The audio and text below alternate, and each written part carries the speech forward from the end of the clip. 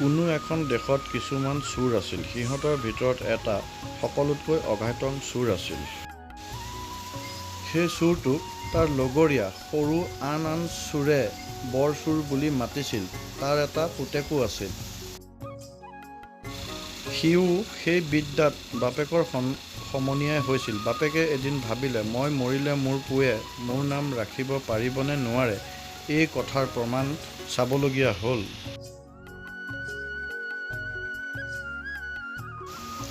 ইয়াকে ভাবি এদিন সি পুতেকক ওচৰলৈ মাতি আনি সুধিলে, বোপাইও, মোৰ আজিকালিকৈ আয়ুস টুটি আহিবলৈ ধৰিছে।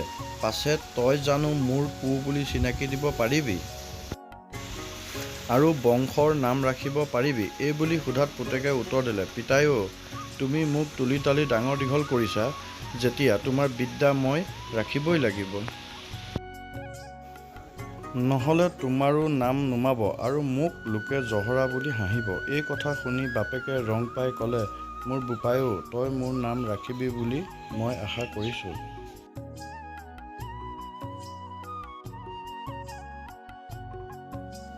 কিন্তু তেনেহ'লে তই এটা মহলাত উঠিব লাগিব, তেহে মোৰ মনৰ খুকুৰি যাব। এদিন বাপেকে পুতেকৰ ইন্তাহান পাতি ৰাতি তাৰ ঘৰৰ সকলো লোটা বাতিবোৰত পানী ভৰাই পুতেকক বাহিৰত উলিয়াই থৈ দুৱাৰ ঘৰ মাৰি শুই থাকিল। ৰাতি দুপৰ হলত পুতেক চুৰ কৰিবলৈ সাজু হ'ল। সি ঘৰৰ কেউপিনে চাই দেখিলে যে সিন্ধি দিয়াৰ বাহিৰে আন উপায় নাই। সিন্ধি দিলেও বাপেক নিজে চোৰ, গতিকে বাপেক সাৰ পালে তাৰ পলাবলৈ টান হ'ব। ইয়াকে ভাবি আন এটা উপায় চিন্তি সি ওচৰৰ হাবিৰ পৰা কেইডালমান দীঘল নল আনিল। নলকেইডাল লৈ লাহেকৈ সি ছালৰ ওপৰত উঠিল।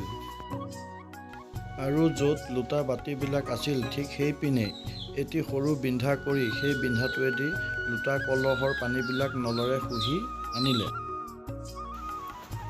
শেষত বাপেকে সিমানতে সাৰ নোপোৱা দেখি সি বিন্ধাটো ডাঙৰ কৰি সেইপিনেই সৰকি বেৰেদি বগাই ভিতৰ সোমাল।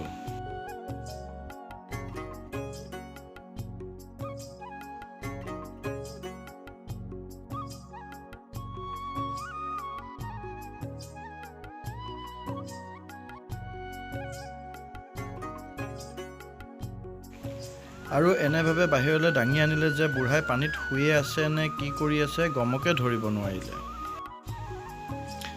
যেতিয়া সি বুঢ়াক মাটিত থলেহি তেতিয়াহে বুঢ়াই সাৰ পালে আৰু পুতেকক নথৈ সলাগি বস্তুবিলাক ভিতৰত সুমুৱাই শুই থাকিল। এইদৰে বাপেক পুতেকে নিজ বৃত্তি চলাই মেলি অনেক দিন আছে। এদিন বাপেকে পুতেকে দুয়ো ৰজাৰ ঘৰত ৰাণীৰ অলংকাৰ চুৰি কৰি আনিবলৈ মন কৰি সিন্ধি দিলেগৈ। বহুত আঁতৰৰ পৰা সিহঁতে সিন্ধিটো লৰালৰিকৈ খানি নি ৰাণী শুই থকা পালেঙৰ তলত পালেগৈ। বাপেক পুতেক দুয়ো পালেঙৰ তলৰ পৰাই চাই দেখিলে যে বেটী দুজনীৰ টোপনি আহিছে। চাকিটোত তেল নাইকিয়া হৈ নুমাব লগা হৈছে। ইফালে ৰাণীও টোপনিত ঘুগুৰাব ধৰিছে, ইফালে পালিপহৰীয়াও নাই। এনেতে বাপেকে পালেঙৰ তলৰ পৰা ওলাই ৰাণীৰ গাৰ অলংকাৰবিলাক সুলকাই আনি পুতেকৰ হাতত দিলে। ডিঙিৰ হাড়ডাল থাকি গ'ল। সেই দেখি পিছবাৰ সেই হাড়ডাল আনিবলৈ গৈ সি ৰাণীৰ ডিঙিত হাত দিওঁতে ৰাণীয়ে সাৰ পাই কোন কোন বুলি চিঞৰি উঠিল। এনেতে চোৰক মূৰে পালে। পালিপহৰীয়াও জাপ মাৰি একে খেদাতে তাৰ ওচৰ পালেহি। বুঢ়া সাৰিবৰ উপক্ৰম কৰি সিন্ধিত সোমাওঁতে তাৰ ঠেংটোত সিহঁতে ধৰি পেলালে। যেতিয়াই সিহঁতে তাৰ ঠেঙত ধৰিলে পুতেকে বহুত কথা ভাবি চিন্তি বুঢ়াৰ মূৰটো কাটি লৈ গুচি গ'ল। ৰজাৰ মানুহে ঠেঙত ধৰি বুঢ়াক টানি আনি চাই দেখে তাৰ মূৰটো নাই, কেৱল গাডোখৰহে আছে। সেইবাবে চোৰটো কোন ঠিক কৰিব পৰা নগ'ল। সেই মুহূৰ্ততে ৰজাক সকলো বৃত্তান্ত জনোৱা হ'ল। ৰজাই তেতিয়াই তেওঁৰ কোতোৱালহঁতক মাতি আনি পাচিলে যে তহঁত দিহা-দিহি যা, ক'ত মানুহে কান্দে, ক'ত মানুহে খৰি দিয়ে তাৰ ভু ল হওক।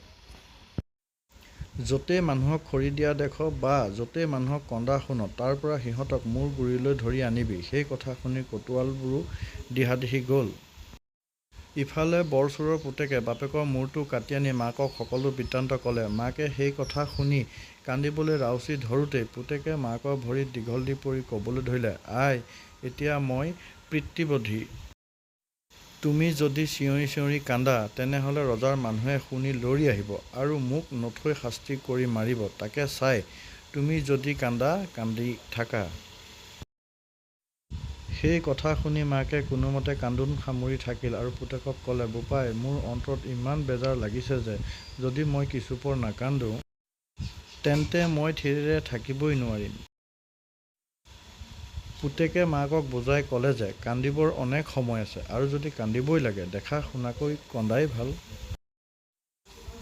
এইদৰে দুয়োৰে বেজাৰ দুয়োতে থৈ পিছদিনা পুৱা মাকে এযোৰ গাখীৰ গুৰ, একঠামান চকোৱা চাউল লৈ ভাৰখন পাতি আগতে পুতেকৰ কান্ধত ভাৰখন দি পাছে পাছে ছোৱালী খুজিবলৈ ওলাই যোৱাৰ চলেৰে যাবলৈ ধৰিলে। এনেতে পুতেক পিছলি পৰিল আৰু গাখীৰ গুৰ কল দুটা ভাগিল। মাকে সেইবাবে পুতেকক মাৰিলে আৰু ইয়াকে চেলুলৈ দুয়োয়ে হাওৰাই হাওৰাই কান্দিবলৈ ধৰিলে। ইফালে ৰজাৰ কটুৱালে কান্দোন শুনি আহি কন্দাৰ কাৰণ সোধাত জানিব পাৰিলে যে কোনো মানুহ মৰাৰ কাৰণে সিহঁতে কন্দা নাই, সিহঁত দুখীয়া মানুহ, গাখীৰ গুৰ ভগাতহে সিহঁতে কান্দিছে। সেই দেখি কটুৱালহঁতৰ মৰম লাগি মাক পুতেকক কৰি দুৱাৰা দি থৈ গুচি গ'ল। পাছদিনা তিলনি পৰিল, কিন্তু বাপেকক তেতিয়ালৈকে খৰি দিয়া নহ'ল। পুতেক বিবুধি, খৰি দিবও নোৱাৰি, ৰজাৰ কটুৱালে ধৰিব। ভাবি চিন্তি সি বুদ্ধি উলিয়ালে যে খৰি দিয়াৰ লগে লগে পিণ্ডৰ দিহা কৰিব লাগে। ইয়াকে ভাবি সি হাবিৰ মাজলৈ বাপেকৰ মূৰটো লৈ গ'ল। বহুত কাঠৰ তলত মূৰটো থলে আৰু ওপৰত দুটা চৰুত মগুমাহ জহা চাউল দি তলত জুই জ্বলাই দিলে। যেতিয়া মূৰত জুই লাগিল, মানুহ পোৰাৰ গোন্ধ চাৰিওপিনে ওলাই গ'ল। গোন্ধ পাই কটুৱালহঁত লৰি আহিল। আহি সিহঁতে দেখিলে যে তাত মানুহ পোৰা নাই, এক সন্ন্যাসীয়ে গাত ছাই সানি ভাং হুপি জুইৰ ওচৰতে বহি আছে।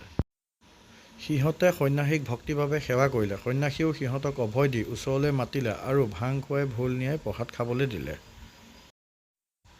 যেতিয়া বাপেকৰ মূৰ পোৰা শেষ হ'ল, তেতিয়া সিহঁতক সন্ন্যাসীয়ে সেই ভাতকে খুৱাই পঠিয়াই দিলে। ইয়াৰ পিছত পুতেকে ঘৰলৈ গুচি আহি মাকৰ আগত সকলো বৃত্তান্ত ভাঙি ক'লত মাকৰ আনন্দ মিলিল। আকৌ বাপেকৰ কাজৰ সময় হ'লহি। তাৰ নিমিত্তে সি সকলো দিহা পোহা কৰিলে আৰু মাহৰ শেষত ৰাতি কাজ পাতিবলৈ ঠিক কৰিলে। কিয়নো ৰজাৰ পুৰোহিতজন কুকুৰিকণা, সি কাজৰ দিনা ৰাতি গৈ বামুণক কান্ধত লৈ আহিলগৈ। বামুণৰ ঘৰৰ পৰা বৰ-চোৰৰ ঘৰলৈ আহোঁতে এখন সৰু নৈ আৰু এটা গড় পাৰ হ'ব লাগে। সি সেই নৈ আৰু গড় দুয়োটাকেই বামুণক ৭ বাৰকৈ পাৰ কৰালে আৰু তাৰ ৭টা নাম বামুণৰ আগত ক'লে। তাৰ পিছত ঘৰ পাই সি বামুণৰ হতুৱাই কাজ কৰাই বৰণত ৰজাঘৰীয়াৰ অলংকাৰবোৰ দি বামুণক আকৌ কান্ধতকৈ আনি ৰজাৰ বৰ-চ'ৰাতে বহুৱাই থৈ গুচি গ'ল।